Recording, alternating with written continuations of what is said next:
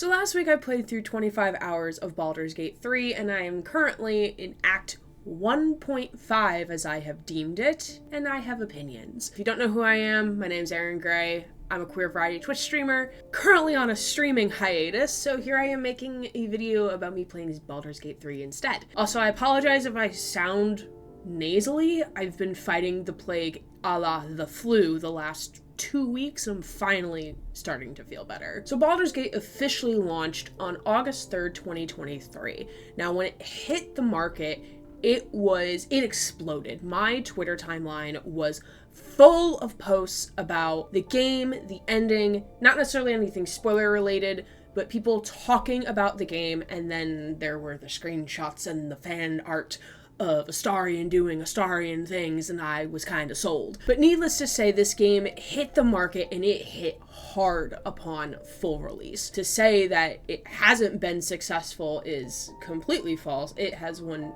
numerous awards, from Best Game of the Year to Best Performance by Neil Newbon, and multiple other accolades. The reason why I didn't play it outright initially was, one, I had other games that I was playing on my docket at the time, so I really didn't have the time to dive into this game properly while doing other things in my life as well. What also deterred me originally from the beginning was the fandom was very...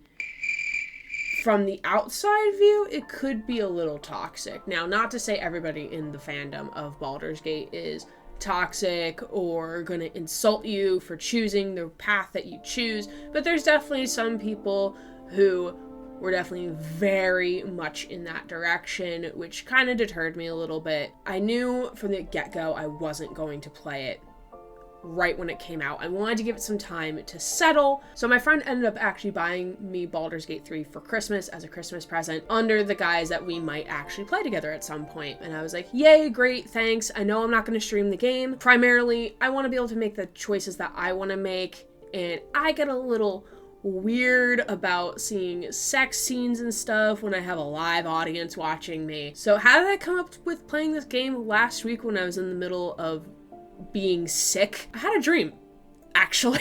I had a dream about playing the game, and I woke up Monday morning and was like, you know what? I think today's the day. I think the universe is telling me it is time to play Baldur's Gate 3. And I did, for 25 hours within the last week, which I don't know if that's a good thing or a bad thing. I managed to get my way through Act 1. For reference to those who have played the game, I am currently in the Underdark after spending 3 days trying to figure out what the fuck I was supposed to do next. But we're going to talk about that in a moment. So this video is kind of serving as a where are my thoughts currently, also because I love tracking my progress in games and seeing how am I feeling at certain points of playing a game. I've never really done a video like this before, but I have some strong opinions and I kind of wanted to share them. I have a feeling a mob might come after me. Keep in mind, this is just, I'm only 25 hours in. I'm just a baby at this game. So I know my opinions are going to change. I'm trying not to be overly harsh on the game at this point because I've just barely gotten out of Act 1. I know there's going to be more things to come. Bear with me, take this with a grain of salt if you want, and just kind of see it as like a reflective diary. We'll come back after I finish Act 3 and when I finished the epilogue and see where I feel there, alright? The plot of the game, for those who aren't familiar, is your player character, aka Tav, which is the game's like in-game name that it gives you if you decide not to name it anything specific. You and the fellow companions that you find on your journey have all been infected with this Mind Flayer tadpole, but according to locals and people who are familiar with Mind Flayers, you would have already turned into a Mind Flayer at this point at your progression stage. Or you would have already started showing signs that you are going to turn into a Mind Flayer.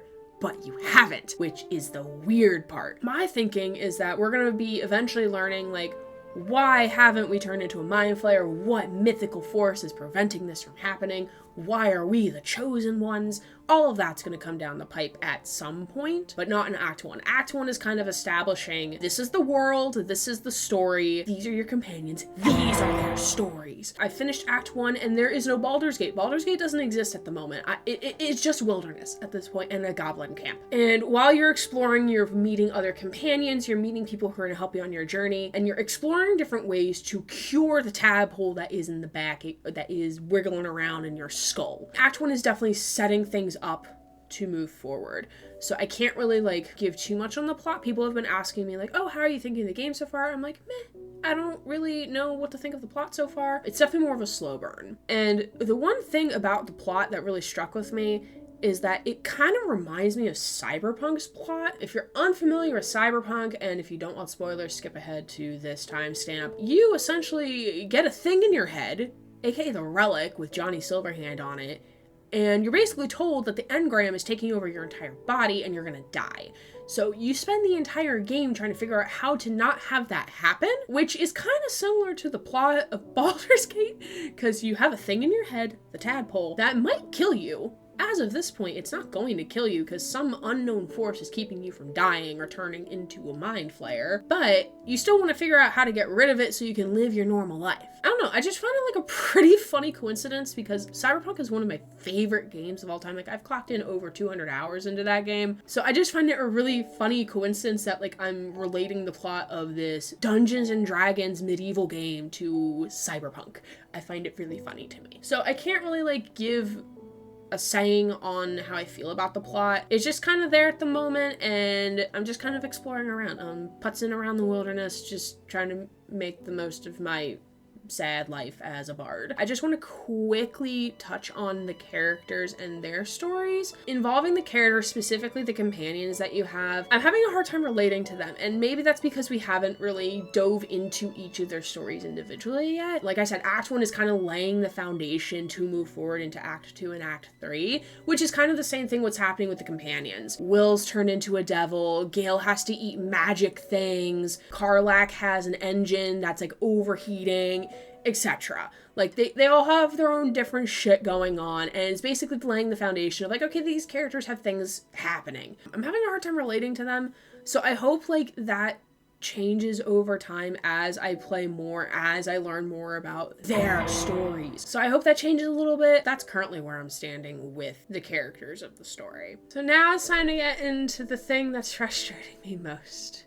The mechanics of this game. And this is probably where I'm gonna get roasted to high hell. So the biggest thing about this game that gives me the biggest gripe, the biggest issue, is that there is such a lack of a tutorial sequence. Yeah, you do have like the little thing that pops up in the upper left-hand corner of the screen to like tell you like, oh hey, you can enter turn-based mode if you really want to, or this is what it means to go to camp, which is helpful, and there is like a tab up top when you go into your journal for the different tutorials that do pop up throughout the game. There is no tutorial for the combat system, which I think is a huge detriment to this game. I'm very lucky to have played a little bit of D&D. So I don't have much D&D experience in comparison to other people. So I'm going into this game with like, oh, like, okay, so like I know you make a movement action and then you make an attack action and then you can have a bonus action. Sometimes, depending on the effects and statuses and whatever. Even I'm still really confused. It took me like, I think 20 hours in to realize like I should maybe like start prepping people before we go into battle. So like upon first turn, like, oh yeah, like let's put bardic inspiration on this guy and maybe we should coat the entire field in poison so when the enemies approach us they get poisoned. It's only I think starting to click maybe, and even then I'm still totally confused on what I'm doing. The rest of the tutorial stuff like of like going around and exploring, like that's simple like open world RPG shit. The combat is where it gets really finicky because the combat of Dungeons and Dragons is unlike most other combat systems, and the fact that there is no tutorial is really frustrating. This is Editing Gray speaking from the future. By the time I recorded this video, I was not aware that Dungeons & Dragons and Baldur's Gate 3 both have slightly different rules when it comes to the combat system. Dungeons & Dragons is, of course, 5th edition. Baldur's Gate 3 does incorporate some homebrew elements into their combat system and other mechanics to make the game functionally work. Wanted to pop in and just mention that before we continue with the rest of the video, that I was made aware of this fact after I had recorded this segment. My point still stands. There should be a more clear tutorial system, but is not necessarily a one-to-one replica of Dungeons & Dragons. I can't imagine trying to traverse this game without having any Dungeons and Dragons experience. I was kind of describing it to my friend as this should be the gateway to people playing tabletop D&D. This game should be the introduction that people need in order to feel comfortable playing the tabletop version of D&D, because this game is perfect for that, right? It's single player. You can play it whenever you want. You don't have to rely on schedules and trying to figure out a time when to meet, which makes it accessible to people. And it's customizable. You can create your own character. You can make your own choices. You can save scum if you want, which is what I have become as part of this game. So it's the perfect package to make it the gateway into playing Dungeons and Dragons IRL. But if you're not teaching people how to do the combat system, that becomes a problem, because combat is such a huge thing in D&D. How you're going to go about doing the combat and how you go about handling other situations, it gives you all this creativity, but it doesn't, like, to me, that creativity isn't obvious on how to play. And maybe that's just, I don't want to say, like, I'm not very right-brained. Like, I was a music major in college. Like, I think I'm pretty right-brained and creative. I feel like this game doesn't teach you that you can do those things. It just throws you in expecting you to know how to play. And that just feels really gatekeepy. It feels like that there is a prerequisite of D&D 101 before you play this game. And it's just not the vibe. It makes me feel bad for those who want to play this game and are getting frustrated because they're not able to understand the combat. Like, I was venting my frustration on Twitter, and, like, I kept it pretty vague, and one of my friends actually replied saying, like, they were also pretty frustrated, not being sure on what to do or where to go. So I know I'm not alone in this. I wonder how many people, despite all the positivity about it, also struggled with the combat system. And now, on a lesser note, because I think the tutorial system being really lacking is, like, my biggest gripe with the game so far. The sub-bullet, I guess, it's a me problem, it's not you, it's me, is that it relies heavily on exploration. I kept playing this game, like, I got about, I think 18 hours in was when I finished out Act 1, and it was like, okay, I've exhausted the entire map of the wilderness. I've done everything I could have done so far, and now it's time to move on into Act 2. The game told me I was too underleveled to go into the next area, and it frustrated the living shit out of me because I'm like, there's nothing else for me to do. It's not like the enemies respawn. Once you kill them, they're dead, so it's not like you can farm for XP like you would in a Pokemon game. So I was like, what the fuck am I supposed to do? And that's where I called in reinforcements. And I was pretty sad I had to call in reinforcements to figure out what the fuck I was supposed to do next. And my friend, she was able to guide me to, okay, so, like, you need to get to the Underdark. And as Halsin said, the Underdark is accessed through the Goblin Camp. If you want more information or want more of a hint, I can happily provide it to you. I'm like, okay, I'm pretty sure I could figure it out. Because I did remember that conversation with Halsin about the Goblin Camp, and I was, like, wondering when I was supposed to go there, because the game doesn't actually tell you, like, okay, like, in order to level up some more, maybe you should go to the Underdark first before you go to the Githyanki Kresh. Maybe that's a good idea, because I did try going to the Kresh, and it was a very bad idea, and I got very frustrated very fast. And that's also when I turned on baby mode. I didn't have baby mode on for those first 20 hours. So I'm very proud of myself for trugging along not in baby mode. Very proud of myself. And you should be too. I'm going to give myself some head pats on my hair. So this game does rely a lot on exploration, which to some people can be a big hindrance to them. I know for me personally, like, I like having a little bit more of my hand held, especially where I'm supposed to go, what am I supposed to do. But my friend was like, okay, treat this game as you want to 100% the entire map. And that kind of helped me, because it was like, okay, like, I'm going to go explore, like, every crevice of the map. I'm not just going to go to waypoints. I'm going to explore. And that kind of helped, like, reframe things a little bit. But, like, I wish that was more obvious as part of the game. Go explore. Like, don't just go to waypoints. Go explore around. Make sure you're uncovering everything of the map. So you might be wondering at this point, Gray, why are you still playing this game if you have issues about the tutorial and exploring shit? And that's where I say to you, I'm very addicted to the gameplay loop.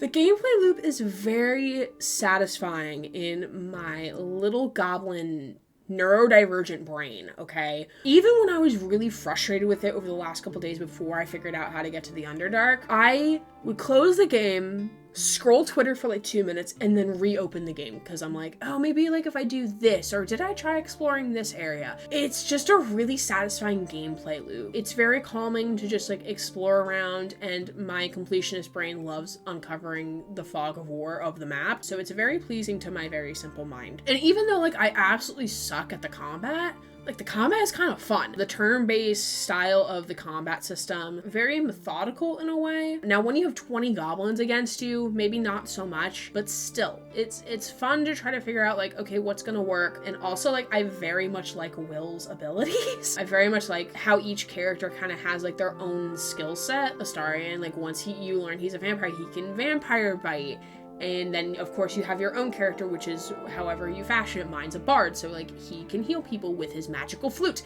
And I'm here for it because I was a music student, and that's what it felt like being a musician every day. Or what I wished being a musician every day would give me some more health points and make me not sleepy all the time. So it's really fun to kind of, like, play around and see, like, what each character can bring to the table and bring to a battle. But the gameplay loop is really fun. I'm really enjoying just like, exploring a little bit. It's different from like Cyberpunk where the map is all available to you already and you just going to various waypoints. Like I could see how in a game like Baldur's Gate, it's really effective because it actually makes you go and look in every nook and cranny to figure out things, to explore, to gain more experience, to have random events pop up. Whereas in Cyberpunk, like, I just found like I didn't want to explore.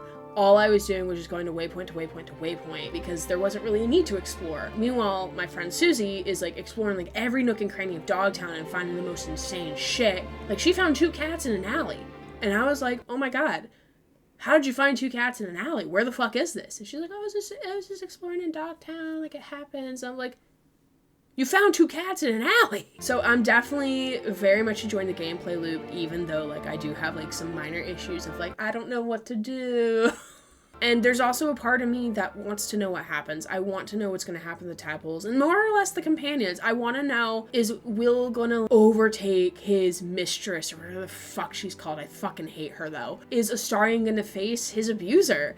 Is Gale going to magically get cured of his need to eat and consume magic objects? But I'm very curious to know how all these, like, how their stories end. Not so much the overarching story, I'm more compelled by the companions. And I know I said earlier, like, I have a hard time relating to the companions. Each of their individual stories is really cool, really complex, and really different from each other, which makes it exciting to learn more about what's going to happen to them and how you, as the player character, can help them achieve what they need to achieve. And I think the biggest thing is because this game has won so many awards, I want to see why people love this game so much. If I had to rate this game right now, I think I would give it like a 6 or a 7 out of 10. Wouldn't be like one of my top 10 favorite games of all time, and I don't think it'll hit that high for me. This is why I'm doing this. I'm making almost like a video diary of where am I currently and then where am I going to be by the time I finish this game. So I'm really curious to know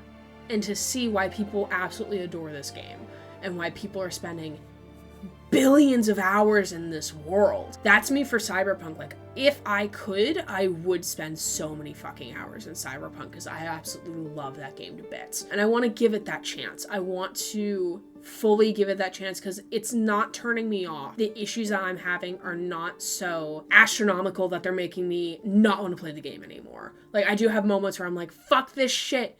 I'm done. I'm not gonna play anymore. And then like 2 minutes later, I'm like booting it back up. There's definitely like little small things with the game that are little pet peeves of mine. There's definitely something special here. And I do want to give it the full attention it deserves. And I'm really looking forward to seeing how this game unfolds and to finally see Baldur's Gate because I finished Act 1 and Baldur's Gate has not existed yet. So I'm really wanting to go to Baldur's Gate. But if you've stuck around to the end of the video, I very much appreciate it. I haven't really done like a video style of this in a way before. I've been kind of doing that a little bit on TikTok, especially with like games that I've played one-off on stream, or like giving like a quick review on a game that I've just recently played. So if you enjoy and want to know more about like my own thoughts or how I'm progressing in the game, feel free to hit the subscribe button. That helps a lot on the channel. Feel free to give a like or a comment. Like, did you also feel the same way I do about the tutorial system, or do you think the tutorial system is fine? Let's have a conversation. I love playing video games because it lets us have conversations that you can't have with your coworkers, because your coworkers aren't gamer gremlins like you are. And again, thanks for bearing with the nasally and the weirdness of the tone of my voice. Being sick sucks, and I don't wish it on anybody. So thanks for watching this video. I very much appreciate it. Feel free to catch me live sometimes on Twitch and chilling out in my Discord or on Twitter. And I will see you probably when I go into Act 3. To give an update on where I am in the game and how I'm feeling. And hopefully I don't sound like a nasally piece of garbage. But with that, I hope you have a wonderful rest of your week, and I will see you all real soon. My name is Aaron Gray, queer body Twitch streamer, signing off.